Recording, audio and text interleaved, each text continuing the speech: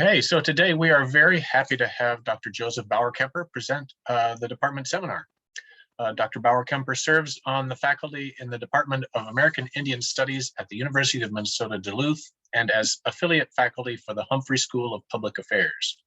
His scholarship, outreach, and teaching emphasize Indigenous governance, federal and state policy regarding American Indian nations, and native literatures.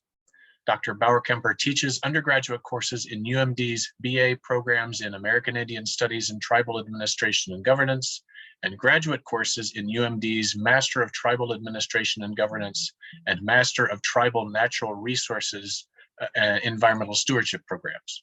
He also serves as lead facilitator for an intergovernmental collaboration providing training on tribal-state relations for state of Minnesota departments and agencies, and he facilitates governance programming for tribal staffers and administrators. So with that, I'll turn it over to Dr. Bauerkemper for his presentation entitled Treaty Obligations and Deep Risk.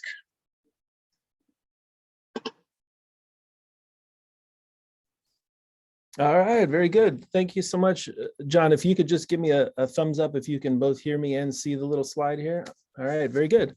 Well, thank you so much for having me, and thanks to all of you for joining in on this session. It's a real honor for me to be able to talk with you today. It's not every day that I get to participate in a seminar for Earth and Environmental Sciences, so I'm really pleased to be here. I want you to know up front that the extent of my ambition today is to suggest a few ideas that are hopefully not awful, right? That's really the extent of my ambition. I'm setting that bar really low, not just to make it more likely that this seminar will appear to be successful, but also because when it comes to treaty relations and obligations, we're nowhere near to being in a position from which we can reasonably get to good. So not awful will perhaps have to do for this afternoon. Now, as we get going, I want to offer, again, my extensive gratitude to John McDarris and Francesca Sacchi for their willingness to have me participate in the session, and to my friend and colleague, Tad Johnson, who unfortunately couldn't be with you today and provided this opportunity for me to step in as a substitute, poor substitute at that. Please note that I don't speak on behalf of Tad or of the university or anyone or any entity. I also want to give thanks to the students, the staff, the faculty in your department for all of the really great work that y'all are doing. I know there are several people in your department, and a quick scan of the participant list here, there are several people in this session that are deeply immersed in and knowledgeable and experienced in much of the terrain that I'll be gesturing toward this afternoon. For example, the important work of Kowe Gadanana Gadawedamin Manumin comes into mind as a relevant project, as does your broader, well, not broader, your distinct, but across your department confronting colonialism efforts. So I'm really pleased to be in conversation with you all and hopefully contribute in a small way to some of those discussions. So even with all the things that y'all are already doing so well, I'll nevertheless bring a hope that I can evoke an idea or two that strikes some of you as interesting or perhaps even useful.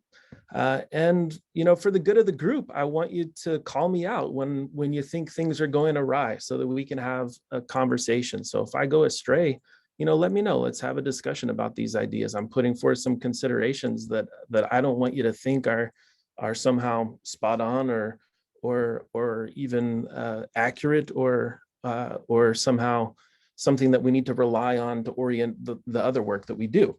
So those are my sort of my thanks, my disclaimers, my premises here.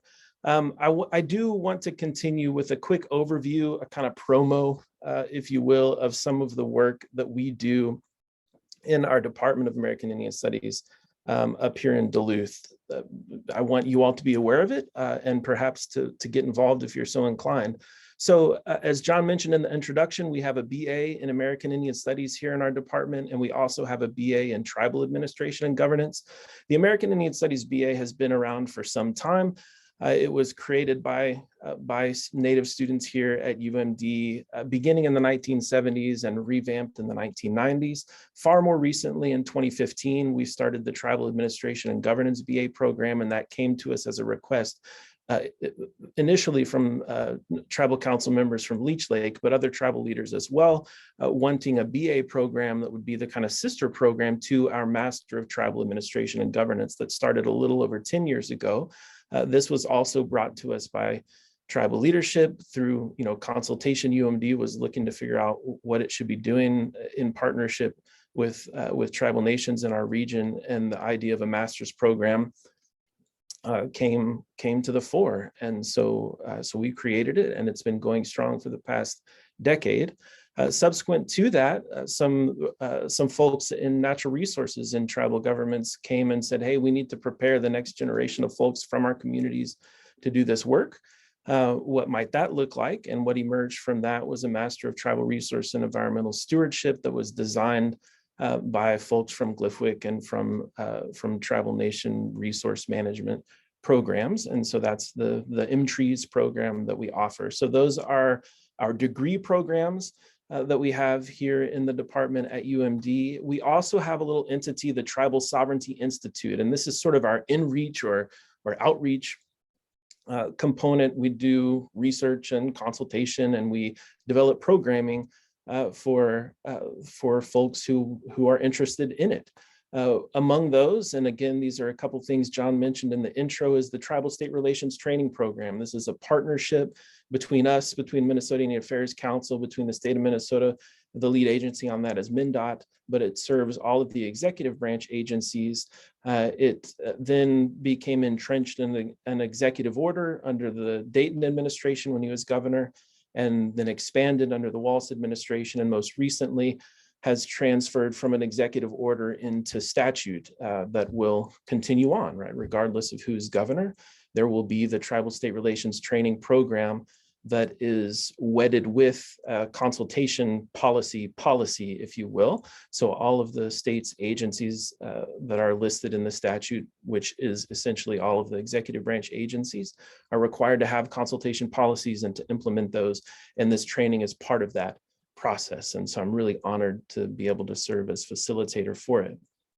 On the other side of the coin, if you will, we do a program that's a certificate in tribal administration and governance. And this one serves tribal staffers, tribal administrators, and it's a program that we've developed over recent years to meet the needs and requests that we have. And it's a great honor to be able to participate in coordinating and delivering that program. We also have a bit of a relationship with an entity called the Native Governance Center. They run an esteemed program, Native Nation Rebuilders, and it's been a joy to be able to work with them on continuing to develop and kind of expand and revamp the Native Nation Rebuilders program, and to work on some other projects together. So the Tribal Sovereignty Institute and the Native Governance Center have a pretty good thing going, and it's fun to be involved in that. One of our other projects that's almost done is a Tribal Administration Handbook. This is going to be published by Michigan State Press. It's going to be made freely available to tribes and tribal administrators, both in hard copy and digital copy. And it's a book that was put together based on a lot of collaborative work with practitioners in tribal government, folks from tribal colleges, folks from a handful of universities, and has contributors of all sorts. Based on topics that were prioritized by tribal administrators. And so that's something that I'm honored to be co-editing with my colleague here at UMD, Becky Webster, and something that it'll be done soon, but it'll still be a while before it's out, probably mid-2022. I also want to mention, we just had the Board of Regents of the university approve a few graduate certificates. These are built from courses that already exist to serve the MTAG and the MTrees programs, but they consist of either 3 or 4 graduate level courses. So there are certificates in leadership and sovereignty, certificates in resource economics, all of this tribal governance oriented. And so any grad students out there who are interested in taking courses with us, those are available. It's a little bit clunky to register through that multi-I process if you're not a Duluth-based graduate student, but we are working with the university system-wide to try to sort out those hiccups and make the courses a lot more accessible, because we want to reach to everyone and make our courses accessible to anyone who might be interested. So have our courses in mind and have those grad certificates in mind too, if you would. Thank you for letting me indulge myself with a little overview or advertisement of what we're up to. Now I'll get toward the central idea that I'd like to consider today, and that is treaty obligations. Now, I don't want you to get the idea that treaties are righteous, equitable, solid foundations for building a just society, because as we have them, they are not, right? They are not that. U.S. Indian treaty making was a fraught enterprise, and it was just that, an enterprise, entailing wealth and power and imposing a property economy. There's a particularly illuminating book available on this. It's by Martin Case. It's titled The Relentless Business of Treaties, published through Minnesota Historical Society Press. And it's immediately relevant to the contexts here at the University of Minnesota. So I commend that book to you.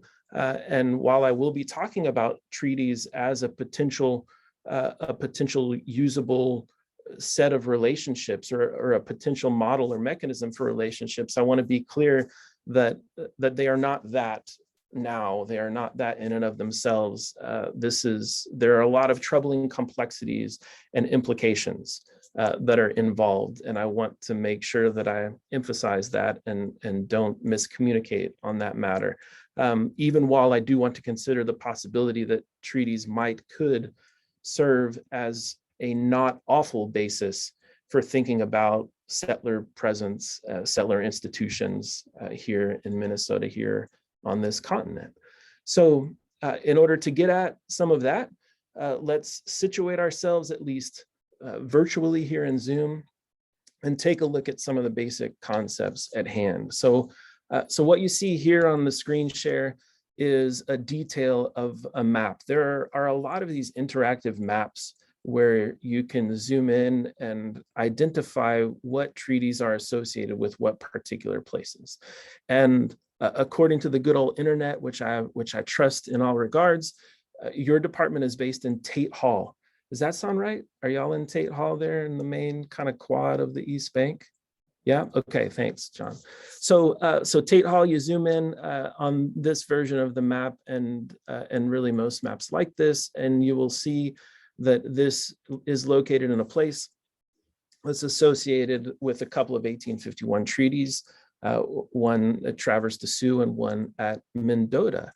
And so this is important, right? This is something that y'all need to be aware of, that we all need to be aware of, that these are the treaties that in a fundamental sense make possible the placement of the university there, the placement of Tate Hall. Now, having said that, like, these treaties entailed bad faith on the part of settlers, on the part of the US government from the get-go. And they've been obscenely misunderstood and misused and neglected. And that is a problem. And I want to convince you that it is a problem of the highest order. But I nevertheless want us to think about the possibility that lies in relation to these treaties. Now, in order to get at this, we can take first a little bit of a broader view, right? So here's a really simplified map of Minnesota showing the primary treaty territories. These are territories, marked with the years in which treaties were negotiated and ratified that ostensibly shared these territories with the United States. Tribes retained their governance authority on these territories. They retained exclusive governance authority on their reserved components of these territories, i.e. the reservations, but they shared governance with the United States. Now that's a theoretical conceptual model. As I mentioned before, these treaties were negotiated in bad faith from the get-go. For the most part, the United States never really intended to uphold its end of these agreements. And so they're not righteous, solid, useful starting points, but they for relationship and for our lives today, but they are a decent starting point, I would say, for having this conversation about it. So in order to work our way there, I feel like I need to give a quick recap of some of what I didn't learn in my high school government class. So where I come from, we take a US government class at some point in high school. Maybe some of y'all had a similar experience. In any case, I want to talk about about some basics of US governance in the fundamental sense. So I'm going to start with federalism here, right? So federalism refers to a governing system that entails the division of sovereignty, and we can think of sovereignty as governance authority, okay, self-governance. So the division of governance authority among linked or federated political entities. The United States has a federalist system, and this system has 3 legs to that stool, right? A stool with fewer than 3 legs could not work. The US federalist system has 3 legs, one of which is often ignored, and that would be tribal governments, right? Tribal governments are the senior sovereigns, as our colleague recently retired from the Twin Cities campus there, David Wilkins, would say. Tribal governments are the senior sovereigns on this continent. The other primary component of this federalist system in the United States would be state governments, right? So state governments indeed are a key practical component of this federalist system where governance authority is divided. And then, of course, we have the general government, as it tends to be called in many documents, or the federal government, as we tend to often refer to it. So here's the federalist system, right? This is the US federalist system. And one of the things that I want to emphasize is how this comes to be, okay? So tribal governments, the senior sovereigns, also the inherent sovereigns, right? So the authority to govern that tribal governments have is inherent, right? It's fundamental and essential. It arises out of deep history, out of deep relationships between peoples and places, between peoples and other peoples, whether human peoples and non-human peoples, and all of these complex relationships and emergence and creation. Stories since time immemorial, right? So, these deep histories of thousands upon thousands of years. And so tribal governments are the inherent sovereigns, the original and foundational sovereigns on this continent. Now, a really oversimplified story that I nevertheless invite you to indulge me in. So many versions of this and details happen, but essentially one of the arcs of this story is you've got the British Crown, right? The British Crown has an interest in establishing itself and its authority and accessing resources and whatnot on the Atlantic seaboard.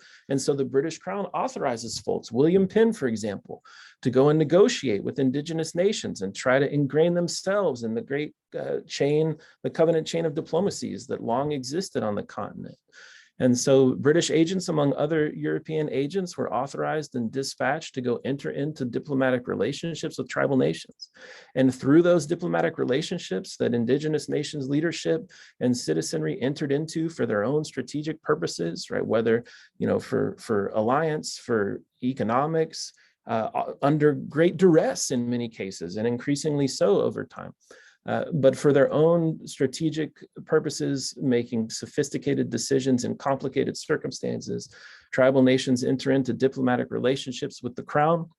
And through those diplomatic relationships, the crown gets a tiny sliver of sovereignty, right? The crown gets a little bit of territory for it to share with Indigenous nations, a little bit of governance authority for it to wield in those places over a little bit of the populations in those places, right? Primarily the ones that it brings to those places. And so this is how crown authority to govern is established through those diplomacies. And please note that it's a very limited set of privileges and prerogatives that the crown attains through these diplomatic relationships. The tribes are the inherent and expansive sovereigns, wield all of the sovereignty in their complex relationships with one another and with place, and they decide to share small slivers of that with the crown. So there you have the crown running its business, its colonies in the Atlantic seaboard. As you may have heard, some of its own subjects were not altogether thrilled with how that was going and found themselves often frustrated with King George and his cronies when it came to administering the colonies. And so they got fairly fed up with this, and they said, hey, Thomas Jefferson, get on Twitter and try to see if you can get some of our complaints to go viral. And so he goes on a tweet storm, at least that's how I remember it.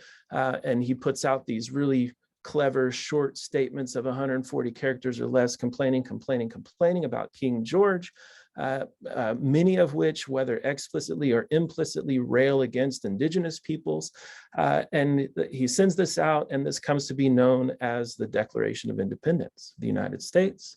A war ensues, the American Revolution. The colonial subjects are victorious in this war. They end up making a treaty with the crown at the Peace of Paris. Through that treaty, one of the things that happens is the crown is sort of forced, because it lost this war, to hand over the governance authority that it had, right, in the area of those 13 colonies. So the crown, has this little bit of sovereignty that it obtained through diplomacy with tribal nations, and it loses this war, and it has to therefore hand that over to the colonies themselves, which become states, right, by virtue of that. So the state governments are successor sovereigns, right? They are the successors to those crown diplomacies with Indigenous nations. So all state authority derives from tribal authority, right? It's a tiny sliver of governance authority on this continent that tribes strategically invested in or allowed the crown to wield, and the crown had to give that over to the states because it lost the American Revolution. So there you have the states wielding this authority, not paying too close attention to the limitations of that authority. They're wielding that authority and not doing a very good job of especially relating to one another. They've got these Articles of Confederation, not super practical. And so they decide they want to revamp the system. They call a meeting, they get together in Philadelphia, and poof, out of thin air, they invent this thing called the general government. And they write up its duties and its responsibilities and its powers, and that document is the US Constitution. So there you have the general government, or the federal government as we tend to call it. It's a constituted sovereign. It exists as a matter of policy that the states decided to create. And in so doing, the states take that little bit of authority that they got from the crown in the aftermath of the American Revolution, which the crown got from tribal nations in those diplomacies, and they split that authority up. Some of it is invested in the general government, and some of it is retained by the states, and anything they don't mention that they are handing to the federal government, they retain through the 10th Amendment, I believe it is. Still, we got to remember, this is all in all a narrow set of governing authorities, because the tribes still retain their expansive sovereignties, and it's only what they've granted to the crown that goes to the states, and it's only a sliver of that goes to the general government, right? All deriving from tribal sovereignty. Now, one of the duties that the states assign to this general government is foreign affairs, right? Entering into diplomatic relationships. And so the general government makes treaties with other nations of the world, including Indigenous nations, and so continues that treaty-making process with tribal nations, and therefore continues to access limited sets of governance authority, limited access, shared access to territories and to some governance responsibilities. And so this is how the United States expands, right, across this continent. But it does so, as we know, in an incredibly violent, hubristic way.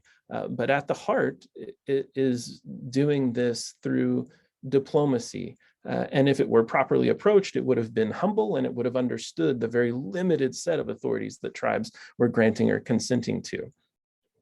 So the general government makes treaties with tribal nations. It creates territories, right? Federally administered, organized territories out of newly accessed lands, and then through a process originally established in the Northwest Ordinance, creates new states, right? And so the primary thing that we want to see thus far is that all of this is derived from tribal sovereignty, and all of this completely relies upon diplomatic relationships. All of this is very narrow, right? These are very small arrows descending from tribal governments. Tribal governments are only granting very limited sets of co-governance authorities to these settler entities, even while these settler entities behave obnoxiously and operate well beyond that, which is something that we'll come back to. Right?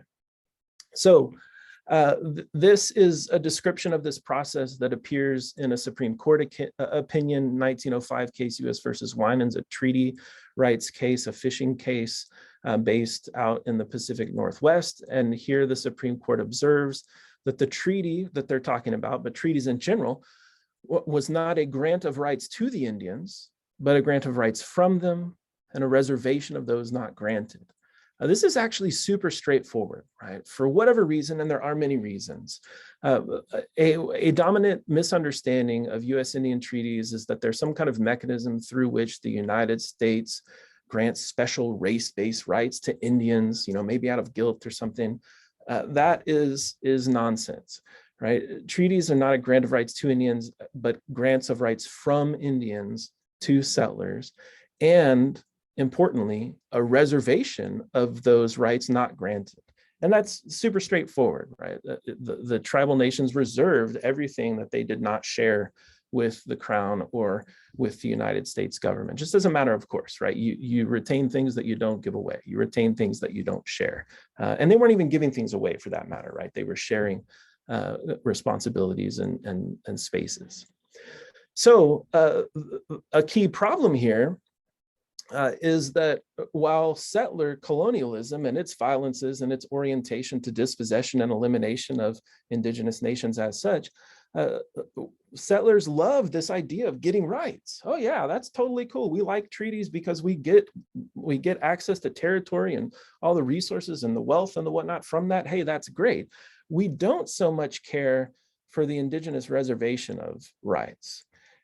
And the settler communities, peoples, governments have done a terrible job of understanding and honoring that. And what that means is that we have totally undermined the very diplomatic relationships that make our presence and our institutions on this continent potentially possible.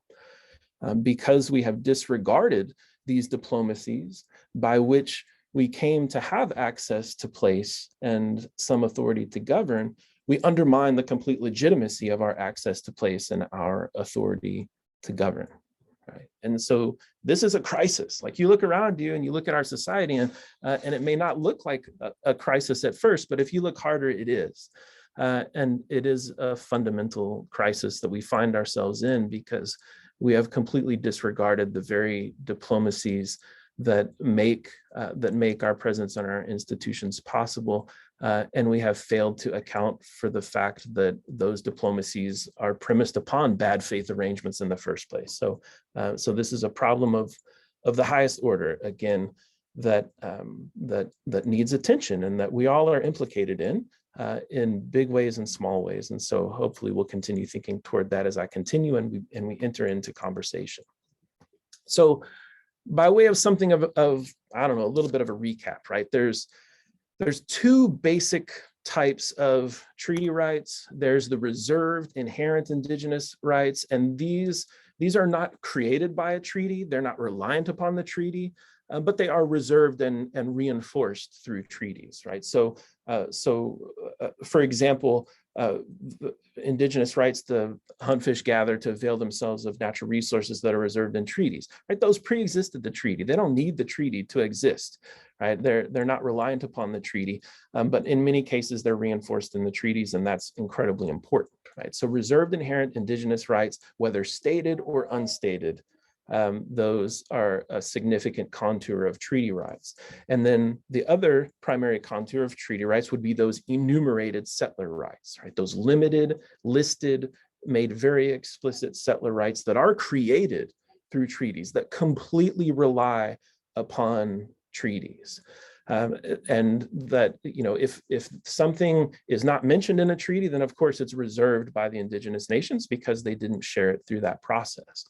An example, a basic example of enumerated settler rights would be my circumstance, right? I'm sitting here in Duluth, Minnesota. I happen to be a citizen of the United States. I'm a non-Indian settler person. The only reason my US citizenship means anything as I sit in this chair here is because of the 1854 treaty. Right? It's only because of the 1854 treaty that that I'm here, that this is part of the United States. And so I exercise my treaty rights under the 1854 treaty every day. And I take seriously that because that's the life that I live. And so because I take that seriously, that means that I take on quite a few obligations, right? If I want to exercise some of those enumerated settler rights, I have to take on an extensive set of obligations in order to do so. Primary among those obligations is to do everything I can to ensure that me and my people and the institutions with which I'm associated do not disrupt or harm the practice of reserved inherent Indigenous rights. This is an incredibly important interweaving here, where in order for settlers to practice the rights and prerogatives potentially granted through treaties, we've got to do everything to uphold and not damage, not intervene, and not disrupt the exercise of the inherent Indigenous rights. It's part of the package, and can't be set aside without the whole thing being set aside. So those are the two sort of basic types of treaty rights: inherent Indigenous rights and enumerated settler rights. In order to clarify what those are when it comes to particular treaties, even our own settler courts have developed a set of guidelines for interpreting and applying treaty provisions. And I want to say a little bit about these. It's something of a tangent, but I think we got a few minutes. I want to say a little bit about these because it's important that we clarify what reserved Indigenous treaty rights entail and what enumerated settler rights may entail. These guidelines are important for interpreting and applying treaties. They are also embarrassingly insufficient, but they are what we have in practical terms at the moment. And so again, a potential kind of jumping off point. There are several of these. I'm going to emphasize three of them. The first, ambiguities are to be resolved in favor of Indians. So when courts, for example, do an analysis of a treaty controversy and see ambiguities, the courts have determined their own guidelines that they are to resolve that in favor of Indian nations. Right? And so this is for the attorneys out there, this is a contract-oriented interpretive bias that's there to remedy the structural bias of power imbalance. This is not unique to U.S. Indian treaties, and we can see that in some language here from the case Washington versus Cougar Den, just decided by the Supreme Court in 2019. Pretty much all of these quotes come from Justice Gorsuch, a relatively recent addition to the US Supreme Court, someone who happens to be educated, at least to some extent, in federal Indian law. Gorsuch wrote a lot of these majority opinions, including this one, Washington versus Cougar Den, in which he wrote, "The United States drew up this contract," referring to the treaty, "and we normally construe any ambiguities against the drafter, who enjoys the power of the pen," right? So the United States drew up the contract, and therefore ambiguities go against the United States because the United States should have done a better job, is sort of the contract-oriented theory there.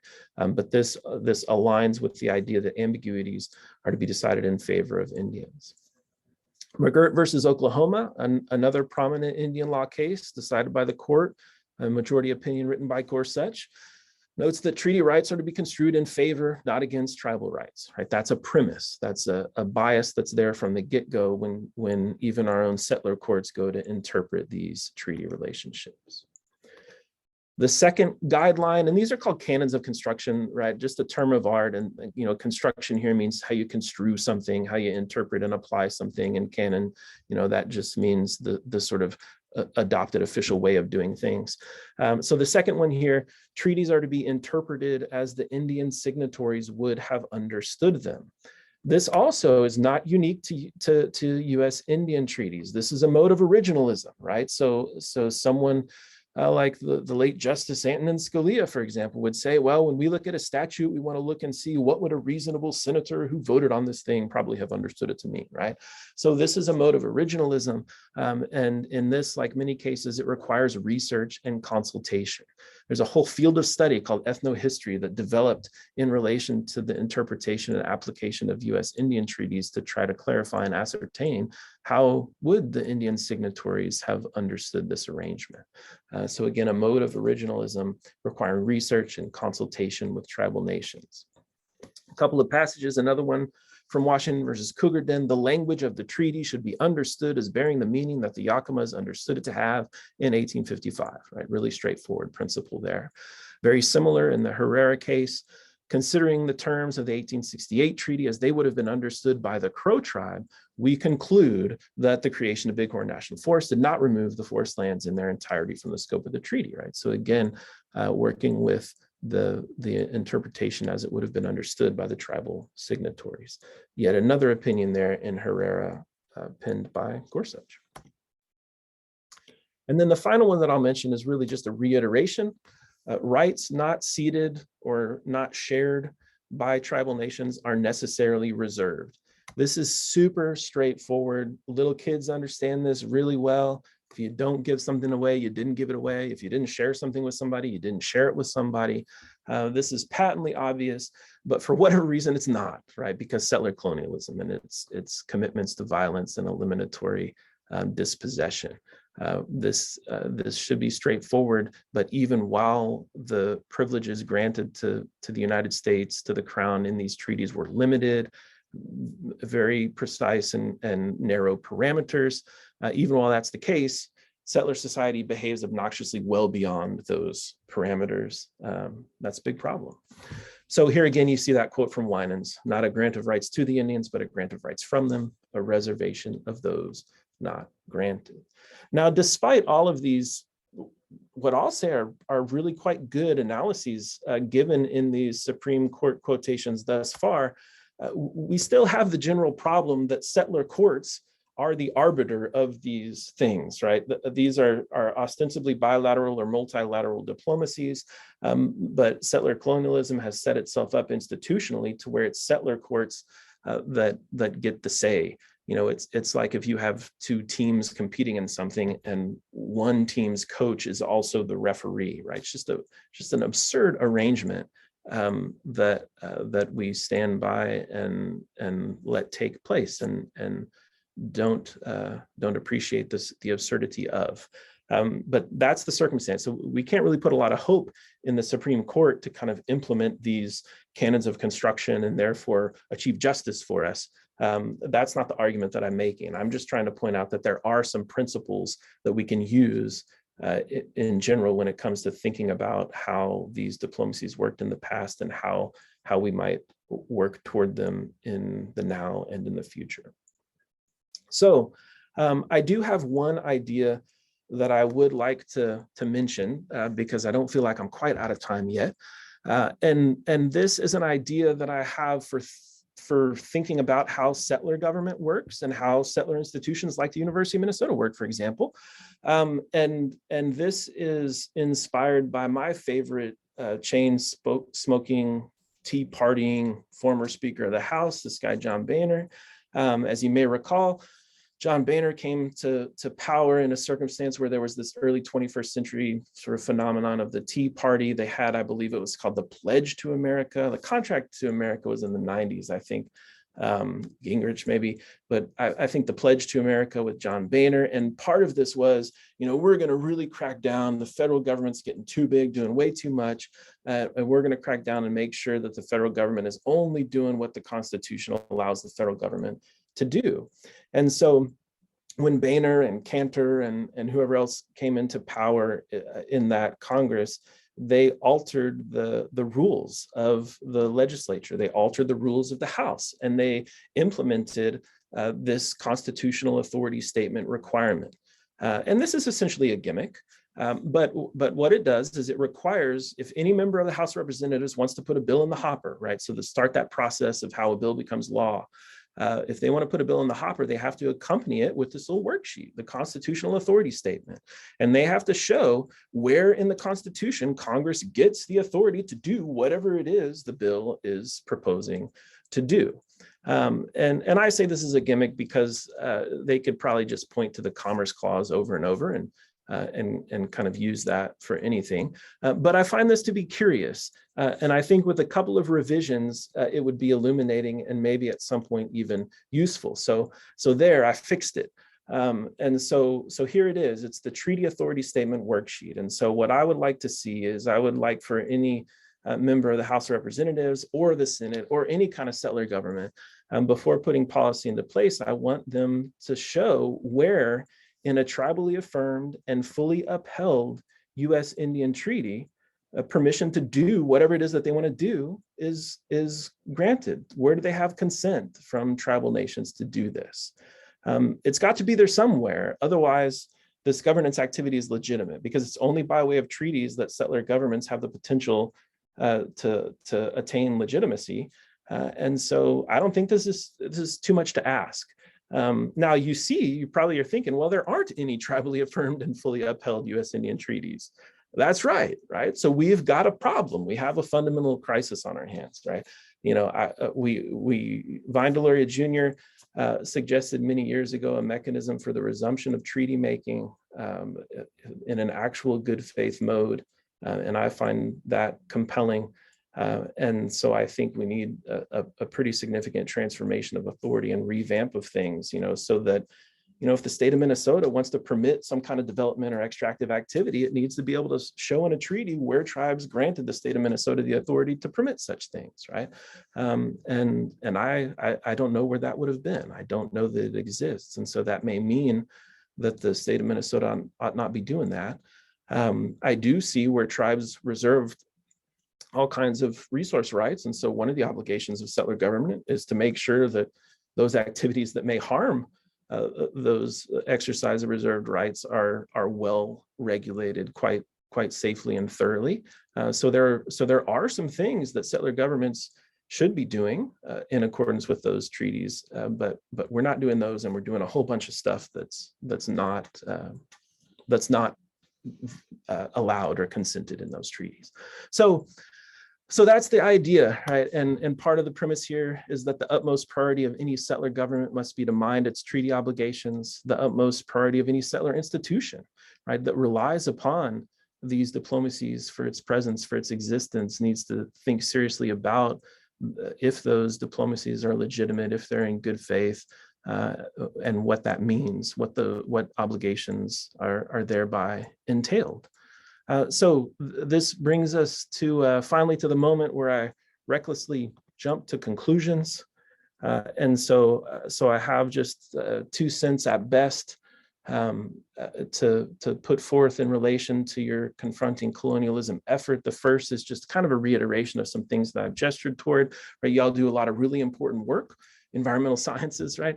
And environmental degradation entails existential risk, and that there's layered meaning there that I don't want to get into, but one of the basic meanings here is that when settler communities, institutions, governments degrade the environment, we undermine the capacity for tribal nations and the opportunity, ability for tribal nations to exercise their treaty reserved rights, and therefore we pull the rug out from under ourselves, right? We violate the fundamentals of the diplomacies that let us exist, if you will, in the first place. And so the University of Minnesota is premised upon these arrangements, and so among our priorities needs to be to do work that avoids, prevents, and remedies environmental degradation. Otherwise, we're taking a risk of our own existence. And so to put this more simply, right, if your work doesn't arise from or isn't responsive to the interests of the indigenous nations of the places associated with that work, you are not minding your relations, right? That's my view on things, I suppose I should say. And finally, related to that, that's because the capacity and the opportunity for you to do your work, whether in Tate Hall or anywhere in the neighborhood on this continent, the opportunity, the capacity for you to do your work are deeply premised on diplomacies that have been from the get-go and continue to be obscenely neglected. And we should stop that neglect in everywhere we can, no matter how big or how small. So that's what I came to say. I really appreciate your patience, your indulgence, the opportunity to sit in with you, even while you may have had something different with my colleague Tad in mind. Apologies that he couldn't make it, but here I am, and I thank you so much for your time and attention.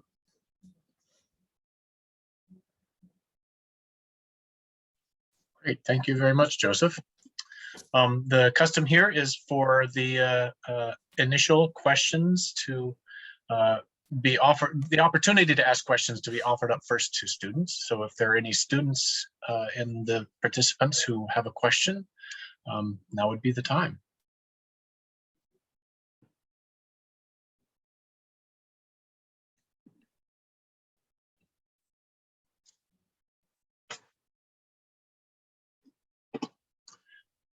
Don't seem to be hearing any student questions, so we'll go ahead and open it up to anyone, and students can, of course, get questions in into the mix later on. So if anyone has a question, please go ahead.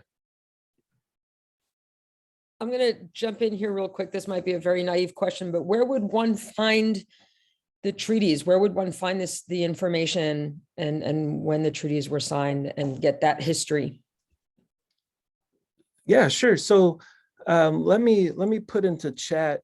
Somebody might need to help me make this link actually work, because I know if I don't put the precise combination of H, T, P, and S and whatnot in front of it, it won't be a live link.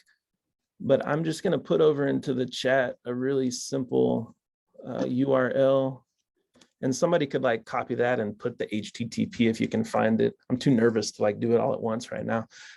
So if you go to this website, you'll enjoy the 1990s look of the internet, and there will be, if you scroll down, there's like a list of links, sort of center justified. You scroll down, there's going to be something that says like z.human.edu/find your treaties 1 and find your treaties 2.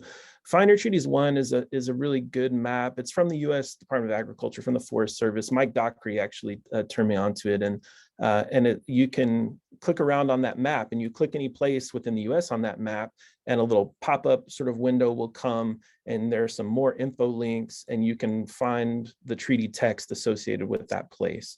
The other link that's very similar, Find Your Treaties 2, it goes beyond the United States, so it has a broader scope. But isn't always as functional or as reliable. So I'd recommend that you start there, and then if you have further questions, you can ask me, follow up with me, and I can help you dig deeper into things. Thank you for that, and thank you for a very interesting talk. Yeah, thanks. Great. Other questions?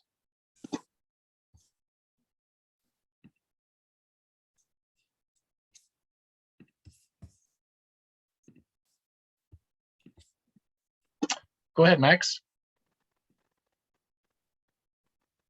Thanks so much for your talk. Learned a lot. I have a question about collecting and disseminating data in ceded land, which I honestly don't quite understand yet, but it seems like almost all the land is ceded land. Yes, it is. Right. And so there's a bit of a conflict between our need as scientists to make public the data that we collect for other scientists and the public to look at. And I don't know if there are treaty obligations that would prevent us from having the right to do that. What are your thoughts on that? Yeah, so my thoughts are that I don't know either.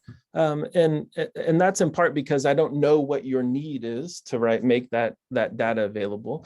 But part of the reason that I put those canons of construction up there were to like provide some guidelines for thinking through questions such as this one, right?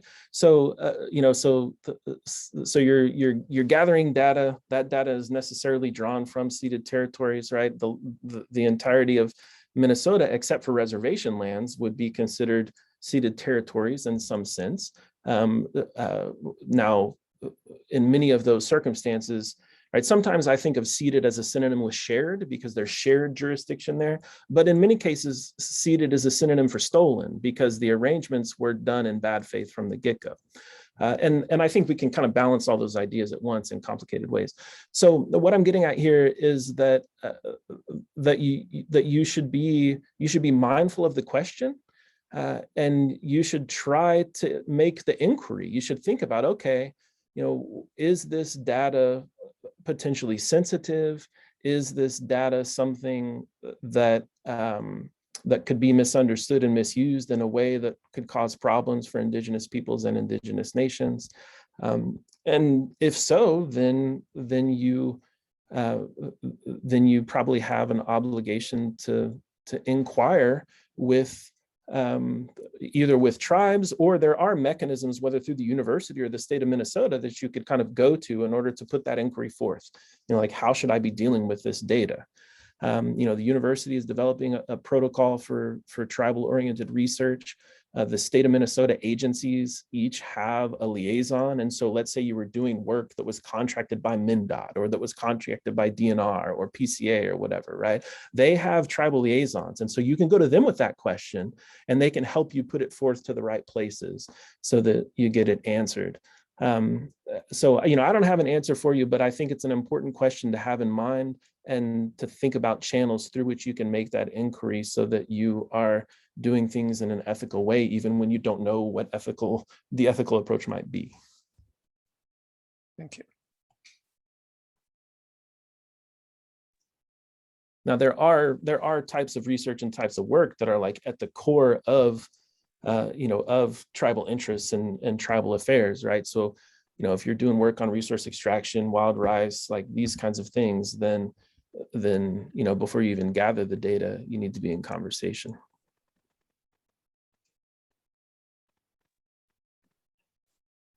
Anyone else have questions?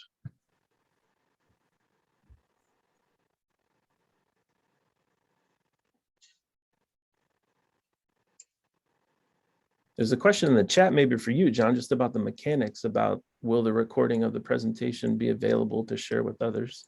Jen, how is that handled? Are these posted on the department website? Is that how it goes, Jen? Or Donna, whoever.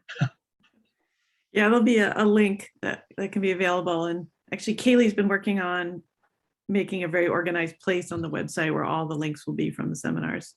Great. Looks like we've got questions from Crystal and Noah. So Crystal, go ahead. Yeah, so thank you so much, Joseph, for coming in and talking with us. So I guess I have a question that might be a little bit of an unfair one, but I just wonder if it might be relevant for some of us in the room as well. Is, I noticed you were very much talking about, if we're doing work on this continent, but I think certainly a lot of people do work on Indigenous lands elsewhere. And I just wonder, like I said, totally with full acknowledgement that this is maybe an unfair question, since what you were talking about is relevant to here, but yeah, are there just kind of general ideas you can give for folks who, are working on other continents where Indigenous people are, and they have lands as well? Yeah, that's a really great question. Thanks, Crystal. So I would say, like if you imagine my little federalism diagram with those arrows, the governance authority derives from Indigenous nations. I think you could probably pretty easily draw a similar diagram for a lot of circumstances. Like where do the various governing authorities come from? What does the illegitimacy of those look like? And so I think some of the broad principles would pertain. So I think some of these same questions should be asked. Now, things like the canons of construction that are developed through like an Anglo common law system, maybe are not going to apply so readily outside of the Anglo settler colonies of the world. But I think some of the principles would pertain, right? I mean, we should ask, okay, like what is this circumstance? How, what authority structures are you working through to do your work, and where are the gaps in that? And you have to, you're probably going to have to make a challenging analysis. But I think that you're no less obligated to do that, right? Just because you got your mailbox in Tate Hall, and so you're obligated to certain things in relation to this place, right? Doing your work elsewhere makes you just as obligated in that place to approach it in a good way, and to understand the authority structures that are visible and not so visible. So, all I can talk is in abstractions in relation to that. But I think a lot of these questions would apply, right? Like where does the authority that has you doing this work come from? And what are the obligations that are associated with that? And so that'd be a basic question. Then you'd have resources, whether there are diplomacies associated with those places, or whether the UN Declaration on the Rights of Indigenous Peoples would pertain, which it does here, right? I mean, it's also a potentially useful resource, though certainly not one without its problems. So it's a fair question, and hopefully I can give it a little bit of a response that gets people thinking.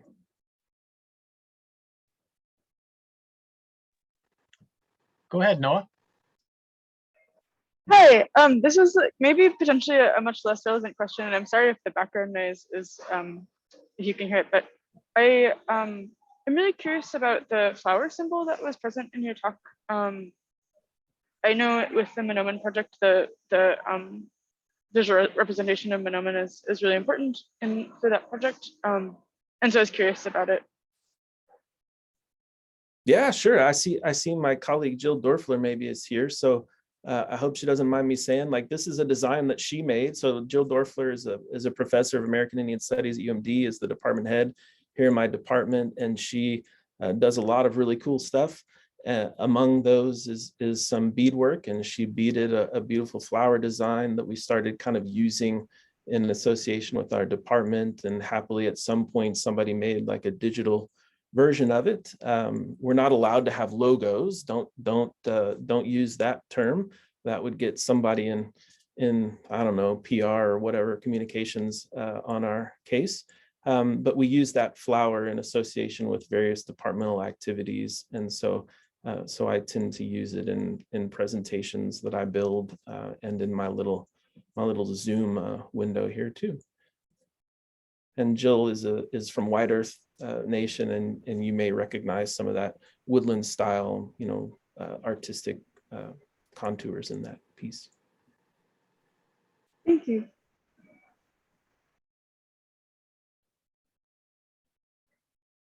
Hema, go ahead with your question. Hi, I was really interested in the idea of maybe resuming treaty making for cases that are not currently described in the treaties that we have. And I am especially thinking about, like, how do we go about this, knowing that we haven't fulfilled any of the treaties that have come so far, and but we recognize that if we don't build new treaties, we're just infringing on rights. So that's kind of my question. Yeah, I mean, the best I can do is say I share that question. Like this is a huge problem. We need a complete transformation of authority on this continent and on most continents, and we need to approach that with an astounding humility that I don't think our society has the capacity for right now. But I hope that we learn and build toward that. I think that we should aspire toward legitimacy and aspire toward doing things in a good way, and that's one potential pathway toward it. But it would be incredibly complicated, incredibly difficult. I mentioned briefly Vine Deloria Jr. He's got a piece from the 70s where he envisions a commission system, a kind of setup for doing this, like some of the practicalities of it.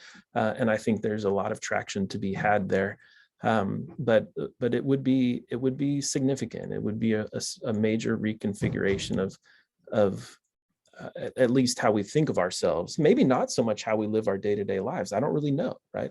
But it would take a significant reconfiguration of authority.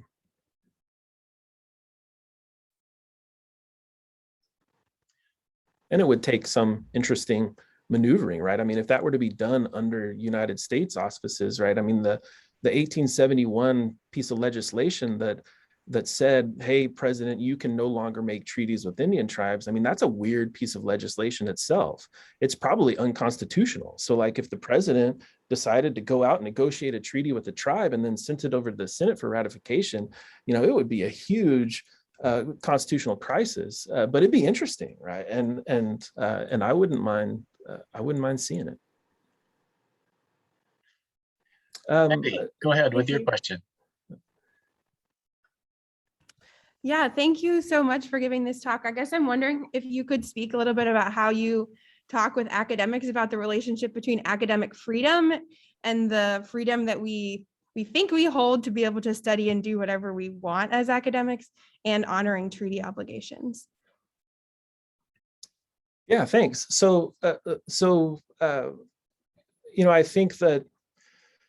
think academic freedom is premised upon like legitimacy of presence. And so that would mean that treaty obligations probably supersede it. And I'm comfortable with that. You know, I don't assume that everybody else is comfortable with that, but that's kind of where I'm at. And I know that's maybe a little bit simple. And so essentially what I've said is that treaty obligations supersede academic freedom, because without those treaties, we can't do anything that we're trying to do in the first place. And like I said, I'm okay with that. And I think the alternative is just an odd one, where it's like, you know, I want to prioritize my academic freedom, and therefore I get to violate a treaty. And maybe that's okay, but when you violate a treaty, you evacuate the privileges and benefits that you get under that treaty. And so if you're willing to go that far, then that's fine, right? You have to walk away from all of the privileges and benefits under that treaty, and that means you literally have to walk off this continent. And so maybe there's a viable pathway for you to do your work, but I don't know what that would look like. And so, you know, ultimately, I probably don't have the most sophisticated understanding and appreciation of academic freedom to be able to give you an answer that's going to be useful when you're talking to different audiences. But I think that academic freedom is premised extensively upon responsibility and obligation. And I think that, you know, if there's some kind of government policy that says, hey, we want you to do this work, and here are the resources to do this work, you know, I don't know if that's academic freedom. I think, yeah, I guess, you know, Maddie, unfortunately, I just don't have the most sophisticated appreciation for academic freedom that would be able to find a way that academic freedom would allow the violation of treaty obligations. Right? I just can't get there, and I don't exactly know how one would. I think we've got time for one last question from Marianne. Thank you. You mentioned that the Minnesota different departments have tribal liaisons, and I'm curious to know how much input they have, how much impact they have as far as it's appreciated. I'm thinking specifically of the current situations with mining. And it seems like the collaborative effects of Water Legacy and other groups like that are the ones who have really had more impact. So I welcome your comments on that. Thank you. Yeah, thank you. So, you know, I can't really speak super specifically to that, just because I don't have immersed knowledge, but, you know, under statute, the tribal liaisons within the agencies have direct access to commissioners, to deputy commissioners. So they do have access. Now commissioners, you know, say the PCA, for example, right? You know, those commissioners have a lot of constituencies, a lot of industrial constituencies that my understanding is the PCA tends to perceive industry as a major constituency, and tries to work to please and work with that constituency in ways that I don't always understand or appreciate. But I can say that the agencies within the liaisons within the agencies do have access to the commissioner. They are point persons for tribal relations and consultation with tribes. They represent the commissioner, right? They do not speak for the tribes. They represent the commissioner and facilitate the relationships between tribal nations, tribal leadership, and the commissioner. So, you know, they don't speak for tribes, and they don't necessarily, you know, they're not structurally set up to wield influence, but they are set up so that tribal nations can have access and get information from the agencies. And I think that does happen a lot better than it used to, but not well enough.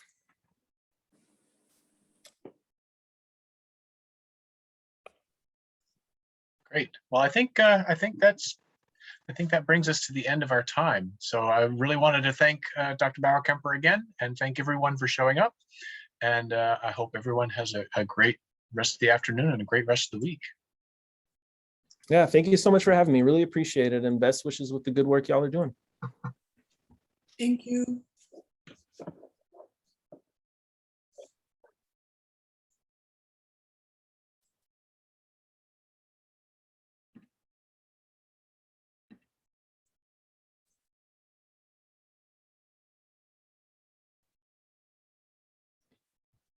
All right. Thanks, John. Thanks, Jen. Thank you very much for a great presentation. Yeah, my pleasure. Y'all take care. Yeah, you too.